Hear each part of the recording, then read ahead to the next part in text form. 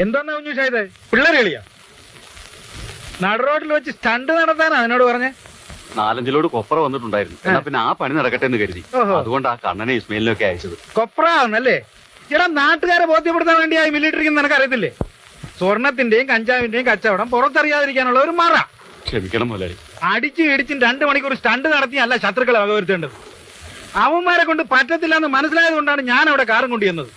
അതിൽ ആരെങ്കിലും പിടിച്ചിരുന്നെങ്കിൽ എന്റെ ഗതി എന്താവും? ഇനി ഒരു അബദ്ധം പറ്റില്ല മുതലാളി. ആ മംഗലാപുരത്തു നിന്ന് ദേവഗൌഡയുടെ ഫോണുണ്ടായിരുന്നു എന്ന് പറഞ്ഞാൽ ഇടുക്കിയിൽ നിന്ന് കഞ്ചാവിലാറി എത്തിക്കാൻ അത്ര എളുപ്പമാണ്. അവന്മാരെ തട്ടിയിരുന്നെങ്കിൽ ഒരു ആത്മവിശ്വാസം വന്നേനെ. മുതലാളി ഒന്ന് സമാധാനമായിട്ടിരിക്കെ.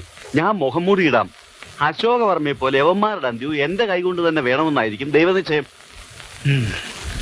ദേവഗൌഡയെ വിളിച്ചു പറ കഞ്ചാവ് വൈകില്ലാന്ന്. പിന്നെ കുഞ്ഞീഷം പുറത്തൊന്നും പോയി കളയരുത്. ഇല്ല. നമ്മുടെ സ്വർണ്ണപ്പെട്ടികൾ ഷെഡിലുണ്ടെന്നുള്ള കാര്യം മറക്കണ്ട. അത് ഗുജറാത്തിൽ എത്തുന്നത് വരെ എനിക്ക് ഉറക്കം വരില്ല. ഞാൻ ഏതായാലും ഗുരുവായൂർ വരെ ഒന്ന് പോവുകയാണ്. ഈ ദുർഘടങ്ങളൊക്കെ മാറ്റിത്തരാൻ ഗുരുവായൂരപ്പനോടല്ലാതെ മറ്റാരോട് പറയാൻ? വിജയ, നീ ഉറങ്ങിയില്ലേ? എങ്ങനെ ഉറങ്ങും? നമ്മുടെ അന്ത്യം അടുത്തോ എന്നൊരു ഭീതി. നീയല്ലേ പറഞ്ഞത് CID ജോലി വളരെ സുഖമുള്ള ഏർപ്പാടാണെന്ന്? ഇത്രയും അപകടം പുറകിലുണ്ടെന്ന് ഞാൻ അറിഞ്ഞോ?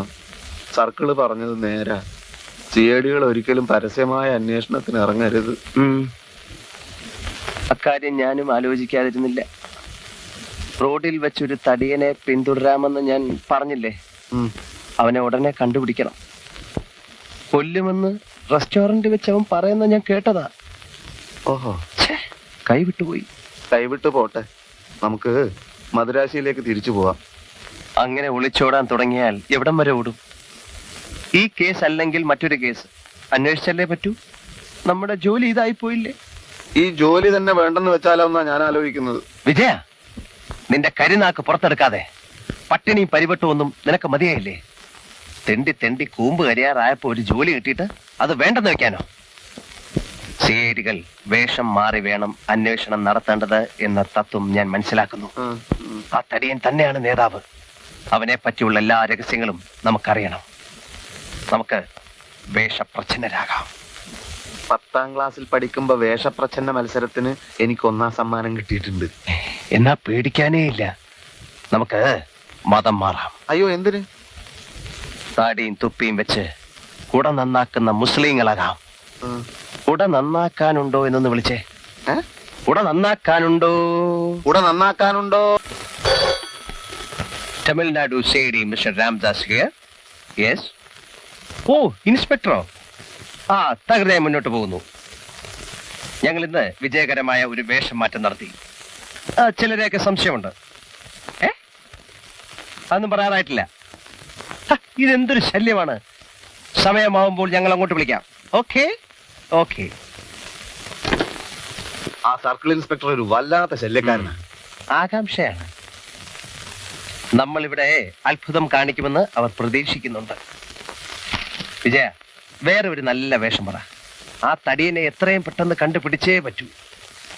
അമ്മിക്കുത്തുകാരായി ഇറങ്ങിയാലോ? അറിയാത്ത പണി ചെയ്യുന്നവരായിട്ടുള്ള നടപ്പിനി വേണ്ട. നിനക്കറിയാവുന്ന പണി മറ്റുള്ളവരെ പറ്റിക്കലും മൂക്കുമുട്ട തിന്നുപിടിക്കലും അല്ലേ? ആണോ? എന്നാ നീ തനിച്ചങ്ങ് വേഷം മാറും. അങ്ങനെ തടിക്കാനല്ല തമിഴ്നാട് ഗവൺമെന്റ് നിനക്ക് ശമ്പളം തരുന്നത്. നീ നേതാവും ഞാൻ ശിഷ്യനുമാണെന്നാണ് നിന്റെ ഭാവം. എന്റെ ഒരു ഐഡിയ എന്നെങ്കിലും നീ ഒന്ന് പരിഗണിച്ചിട്ടുണ്ടോ? വല്ല ഐഡിയയും നീ ഇതുവരെ പറഞ്ഞിട്ടുണ്ടോ? ഞാൻ എന്നാൽ ഒരു ഐഡിയ പറയട്ടെ.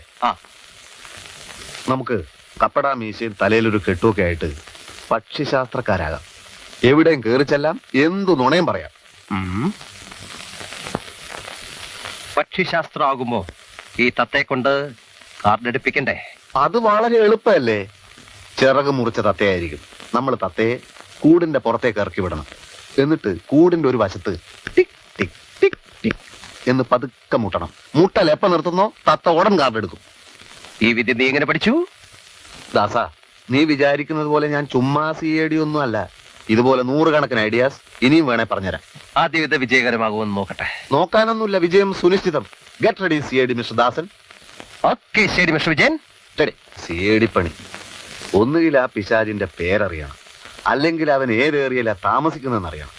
ഇതൊന്നുമില്ലാതെ കഷണ്ടി ഉണ്ട് കുഷണ്ടി ഉണ്ട് എന്ന് പറഞ്ഞിട്ട് എവിടെ ചെന്ന് അന്വേഷിക്കാൻ?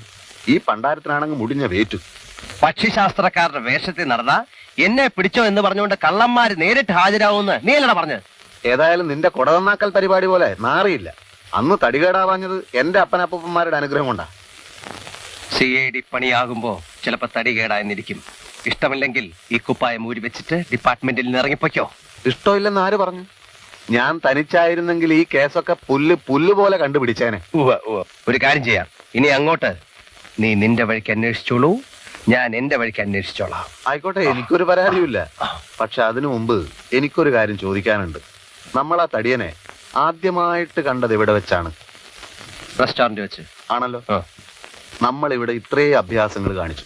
ആ റെസ്റ്റോറന്റിൽ ഒന്ന് പോയി നോക്കാനുള്ള ബുദ്ധി നിനക്കുണ്ടായോ ഇതുവരെ? യെസ്. ഇല്ല. എന്നാ ആ ബുദ്ധി എനിക്കിപ്പോ ഉണ്ടായി. നമ്മൾ എത്രയും പെട്ടെന്ന് ആ റെസ്റ്റോറന്റിലേക്ക് നീങ്ങുന്നു. ഒരു ടാക്സി വിളിക്ക്.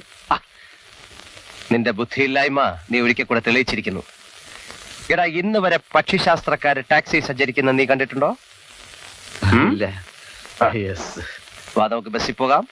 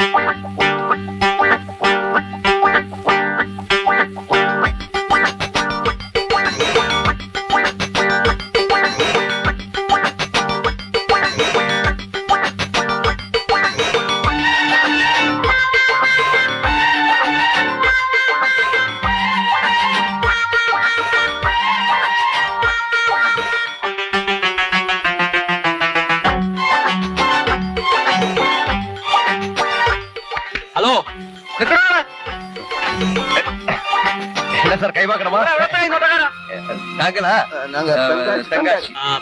പോക്കറ്റ് അടിക്കാൻ നടക്കല്ലേ? അതെ, നിങ്ങൾ തന്നെയാ. ഇന്നാളെ രണ്ടുപേരും കൂടെ കൊടാന്നാക്കാനാണെന്ന് പറഞ്ഞ് എന്റെ വീട്ടിൽ വന്നില്ലേ? അപ്പൊ താടിയും തൊപ്പിയായിരുന്നു. ഇത് കള്ളമീശ കേട്ടോ.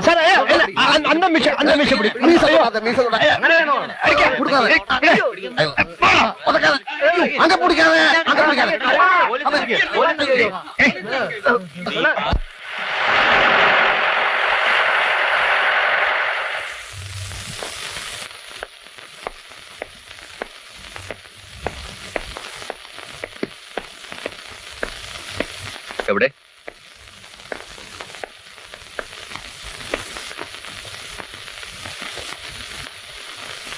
സാർ, എനിക്കൊന്നും മനസ്സിലാവുന്നില്ല. മനസ്സിലാവില്ല? CIDകളുടെ കഷ്ടപ്പാടുകളെ കുറിച്ച് നിങ്ങൾക്കൊന്നും മനസ്സിലാവില്ല.